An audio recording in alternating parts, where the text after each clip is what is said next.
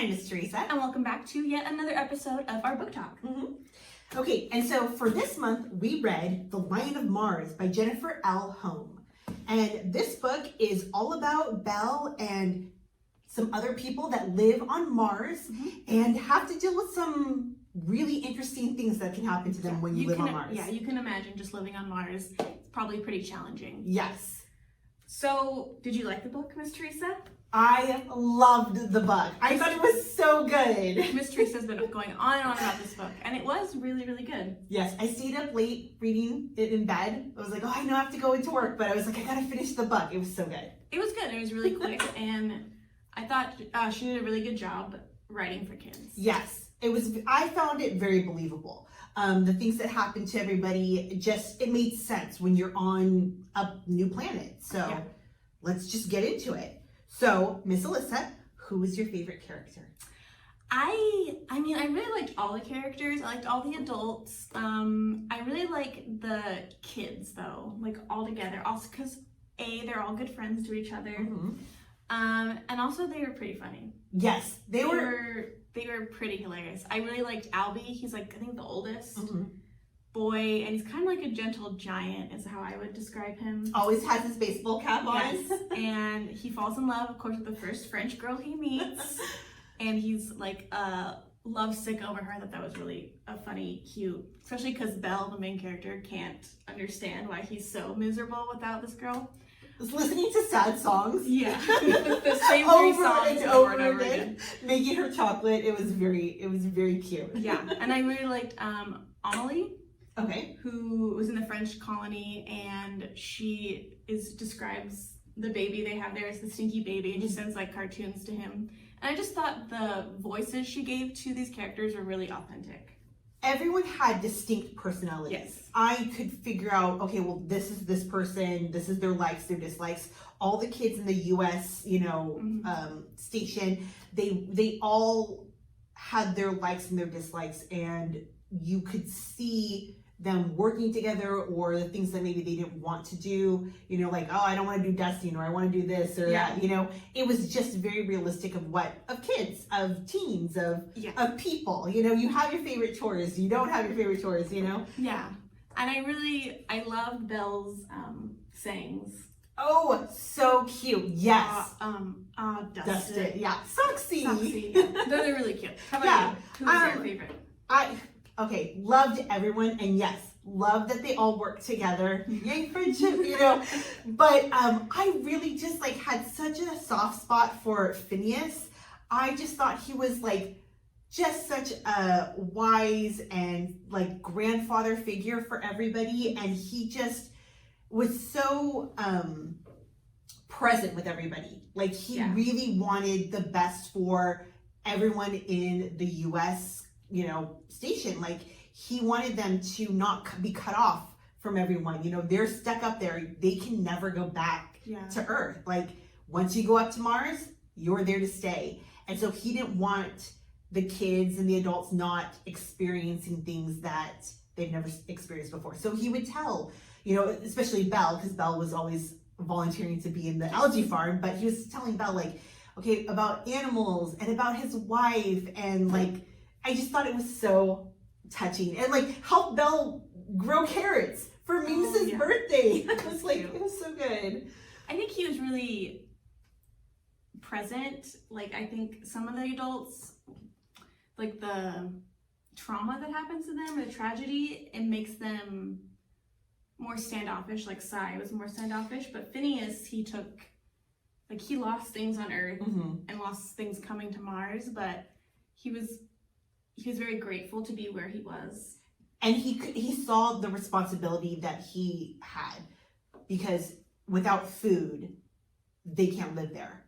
Yeah. And so he really, I liked when Belle found his diary, he could see the weight of responsibility that Phineas felt for everybody, and the love that he had for everybody. When he writes about when Belle is first brought up there, we love him already, that was such a nice thing too, is because none of the kids, they don't have parents. They're all orphans. They're all brought up through, the programs, the nanny program they call, and they are brought up communally. So everyone has a hand in it. But you're right, like, Sai is busy. He's the commander. So much falls on his shoulders.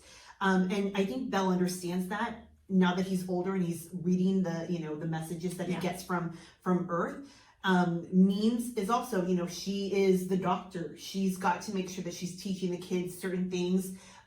Salty Bill is worried about, cooking all the things that Phineas is making. And then Darby and it was Elena, where they were worried about making sure that the station is running. Yeah. So I like that they each were able to, they were able to take the responsibility, but also connect with the children. Yes. Which I think is important. Each one was able to fulfill certain things in the kids' lives and teach them certain things, and they were able to spread that out. So what's the saying that it takes a village to raise a child, and this was really that happening. Everyone is putting in, but Phineas, I think, really did a little bit more. He was able to, let things wait while it's growing. He would work when when everyone else was sleeping and stuff. So I think he was able to just work around those things and just be a little more present. You're right. Yeah. But I really liked him, and he was I just liked. He was a good character. Liked his relationship with Belle. It was very nice. Absolutely. So do you have like a favorite part or favorite thing about the book? Lots of great parts. I don't think there was ever a part where I was bored. Yeah. Because even when he's talking about going around and dusting, like, there's a reason why they have to dust. Yeah. You have to get rid of the dust in Mars because it's everywhere. And so even hearing about the mundane chores they had to do, it's a little bit different when it's on a space station or underground in lava tunnels, I thought that was really interesting. But I think overall, like, that factual, that realistic aspect of the book is what really drew me in. Like, I came into this book thinking it was going to be about just like a sci-fi, a sickness, it's sweeping, it's taking everyone out. But it's more about your everyday life and how to interact with people in a tough situation. An alien situation, if you will. Well, not even. I was like not even an alien situation. Like, I felt like it really kind of spoke to the times that we're living in right now. Like, being stuck in one place, not being able to see your friends, when everyone gets sick, having to wash your hands so many times that they're starting to crack. It was really interesting to see it in like a perspective of like, oh, but they're on Mars.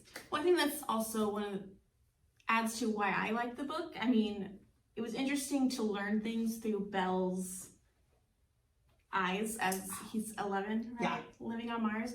But also the things he said, they're reflective of how kids on Earth feel too. So it's, even though they are Martians, humanity, it's kind of nice to see it's the same with everyone. They're still wanting to learn things. They're still interested in music and fashion and, and the trends and cats and having animals and like asking those questions. You're right. Like, because Belle asks questions about animals. He'll never see the animals. He'll never go to a zoo. He'll never see anything other than the pet cat that he has, but he's interested in knowing about what was the one about the giraffe? Like how does the giraffe not fall over with his neck?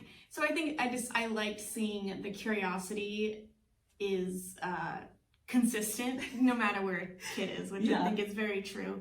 And also I think the Belle always looking for aliens, I thought was really endearing. Like, even though he's on Mars, he's like, it's an alien. That was right. Yes, of course. It's always an alien. Well, eventually we'll see. Which I know my nephews sometimes they're like, maybe it's an alien. I'm like, maybe it's an alien. So. And they're like, it's just an asteroid. It's just an asteroid. Or when he sees Leo's eyes. Oh yeah, and he's like, hi. Hi, Mr. Alien. Please don't eat me. Yeah.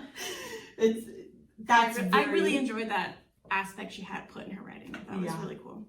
He just wasn't going to give up on that idea of aliens as a person on Mars. Very cute. Yes. I like that Trey was also part of that too. Yeah. Like when they said aliens, he's like, really? What? Yeah. Really? What do you think? Okay, yes, aliens. Yeah. I thought it was good. So, such a good book. So would you read another book by this author?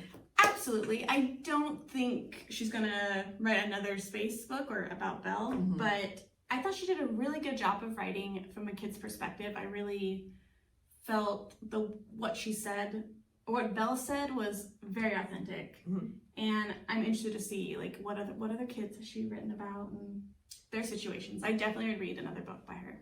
And I would too. Like, I think what grabbed my attention was because it was in space, but I fell in love with the characters, and I fell in love with them dealing with certain situations.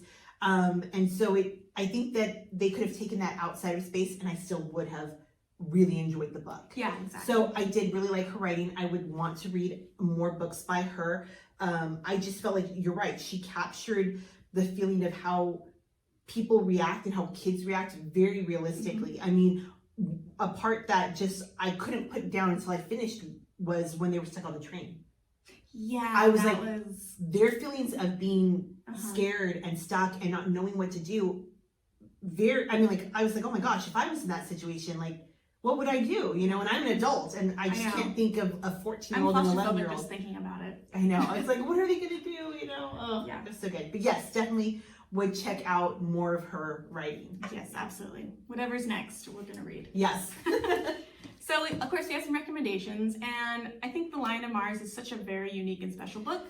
There wasn't any that were exactly like it, but these are a lot of space-related books that I thought, and Miss Teresa thought, looked pretty cool. Yes. So the first one is Project Terra Crash Course, which is a part of a series by Landry Q. Walker. There's a cover. So it's about Alara Adele Vaughn, who has everything it takes to become a top planetary designer. And she's enrolled in the seven system School of Terraforming Sciences and Arts. That's a mouthful. So it's all about her going to school there and how her roommate is an intergalactic sponge, and there's a bunch of different aliens there. And on the back it says, building new planets brought them together, blowing up a moon just sort of happened. So you want to know what happened. Yeah, right? I gotta know how they blow up that moon. And then we have Miners in Space, Underground and Out of Time, and this is by Kevin Sylvester. And so this is going to be kind of the same thing where they're going to another planet. So Earth is running out of supplies, resources, and so the main character, Christopher, and his friend and his family, they're all going to go to a new planet called Perseus. And so they've prepared food and resources to survive because there's suddenly blackouts that's cutting off their communication with Earth.